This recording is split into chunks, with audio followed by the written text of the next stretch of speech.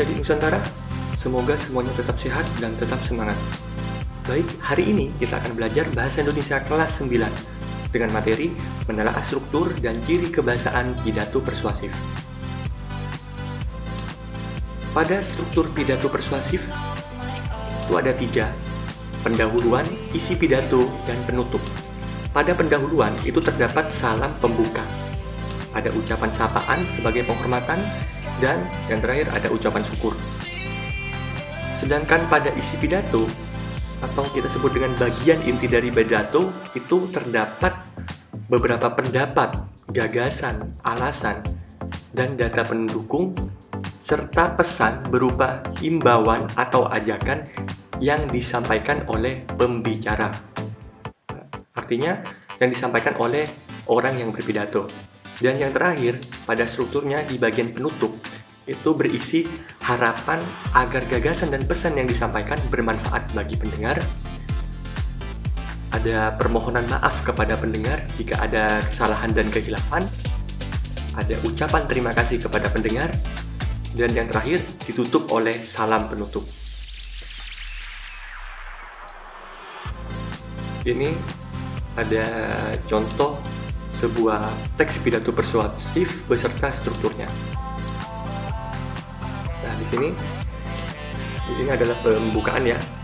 Ada salam pembuka, di sini ucapan penghormatan dan ucapan syukur. Selanjutnya ada isi pidato. Ini adalah inti dari pidato.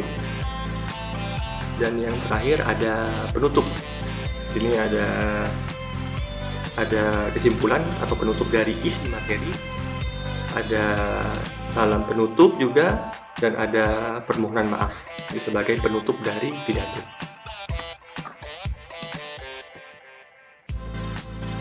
Selanjutnya kita masuk kepada materi ciri kebahasaan pidato persuasif.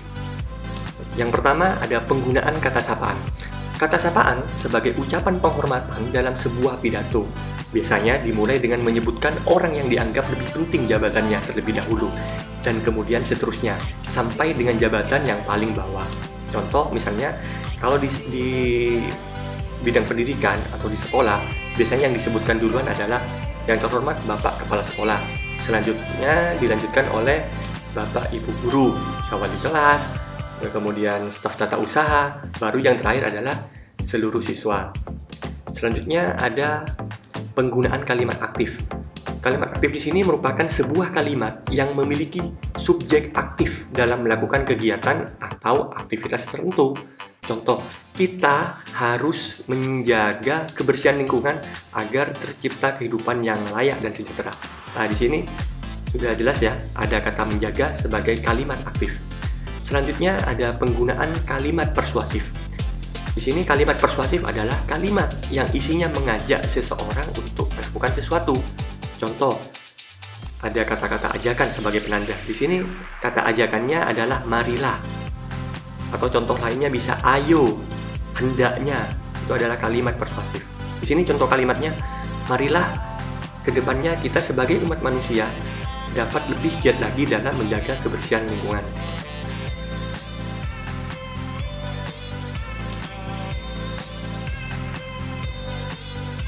Selanjutnya, pada ciri kebahasaan pidato persuasif, ada kosakata emotif.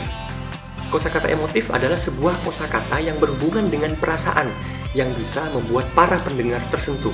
Contoh, sebagai penutup, saya mengutip kata pepatah yang mengatakan bahwa kebersihan adalah sebagian dari iman. Maka, apabila seseorang tidak peduli terhadap kebersihan, maka ia sesungguhnya bukan merupakan orang yang beriman. Di sini ada kata emotif. Apa kata emotifnya? Yaitu adalah kata peduli. Nah, selanjutnya ada kata ilmiah atau istilah. Kata ilmiah atau istilah adalah kosakata yang sangat sering digunakan di dalam bidang keilmuan. Bisa juga kata asing. Contoh, dalam rangka membersihkan lingkungan sekolah dari sarang nyamuk Aedes aegypti yang menimbulkan penyakit demam berdarah. Nah, ini saya garis bawahi. Selanjutnya ada antonim. Antonim adalah bentuk kata yang berlawanan makna dengan kata yang lain. Contoh, di sini ada kalimat, kita harus menjaga lingkungan kita baik-baik agar bumi menghasilkan keuntungan bagi kita. bukan kerugian, bahkan bencana bagi kita. Nah, di sini, di dalam satu kalimat, ada kata yang berlawanan. Sudah paham ya? Oke, selanjutnya ada kata benda abstrak. Kata benda abstrak adalah sebuah kata benda yang tidak ada wujudnya, atau sebuah benda yang tidak bisa dilihat oleh mata. Contoh, maka kita harus menjaga kebersihan lingkungan agar tercipta kehidupan yang layak dan sejahtera. Di sini, contoh kata benda abstraknya adalah menjaga kebersihan.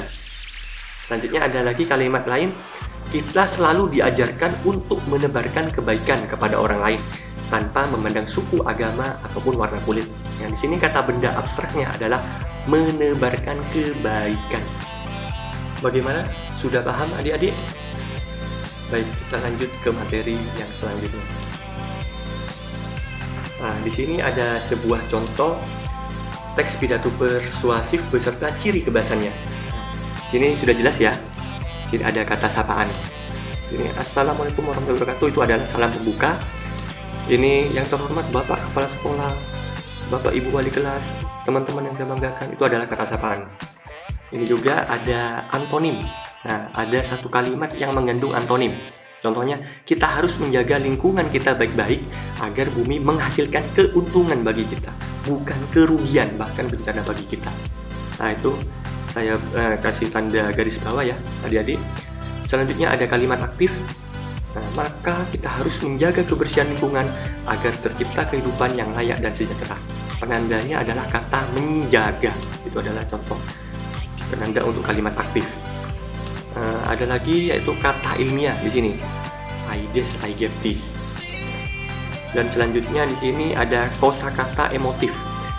Maka apabila seseorang tidak peduli giat dalam menjaga kebersihan lingkungan, nah ini ada kata peduli. Peduli adalah kosakata emotif yang membuat menyentuh perasaan seseorang. Selanjutnya ada kalimat persuasif. Kalimat persuasif di sini contohnya, marilah ke depannya kita sebagai umat manusia dapat lebih giat lagi dalam menjaga kebersihan lingkungan.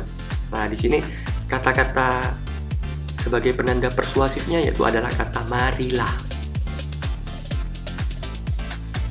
Baik, selanjutnya silakan perhatikan teks pidato persuasif di bawah ini untuk mengerjakan soal latihan. Silakan jawablah pertanyaan berikut ini dengan tepat.